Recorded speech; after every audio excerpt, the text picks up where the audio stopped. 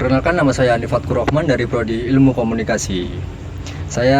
NIM saya 23033 00059.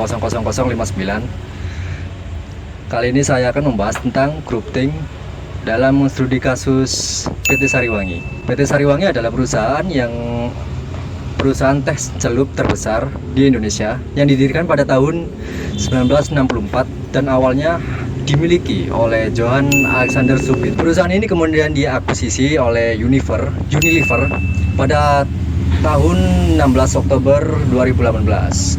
PT Sariwangi mengalami kebangkrutan karena tidak mampu melunasi utang sebesar 1,5 triliun kepada sejumlah kreditur atau pilot.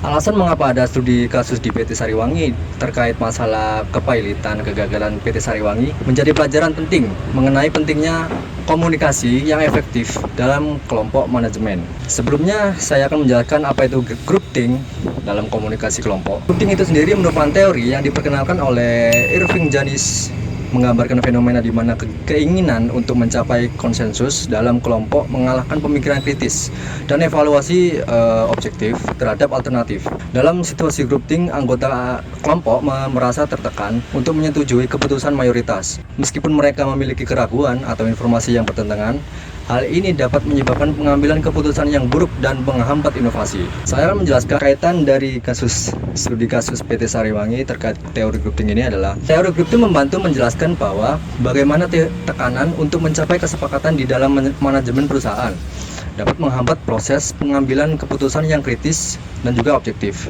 Misalnya seperti dominasi oleh beberapa pemimpin dalam manajemen mungkin mengalami pendapat alternatif dari anggota lain yang mengakibatkan kurangnya inovasi dan ketidakmampuan beradaptasi dengan perubahan pasar.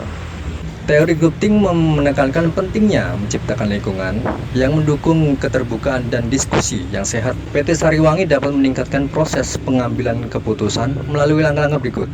Yang pertama ada mengurangi tekanan untuk mencapai konsensus dengan mendorong anggota kelompok untuk mengemukakan pendapat mereka tanpa takut akan penolakan. Yang kedua ada mengadopsi peran atau advokat setan untuk menguji asumsi dan keputusan kelompok. Dan yang ketiga ada memastikan bahwa informasi yang relevan tersedia untuk semua anggota kelompok. Dan yang terakhir ada menghindari dominasi oleh beberapa anggota dengan memastikan semua suara didengar. Kesimpulannya adalah studi kasus tentang teori groupthink di PT Sariwangi menunjukkan bagaimana tekanan untuk mencapai konsensus dapat menghambat pengambilan keputusan yang efektif. Dengan menerapkan prinsip-prinsip teori groupthink, perusahaan dapat menciptakan lingkungan kerja yang lebih inklusif, inovatif, dan adaptif terhadap perubahan sehingga mampu menghadapi tantangan bisnis dengan lebih baik. Sekian dari saya. Assalamualaikum warahmatullahi wabarakatuh.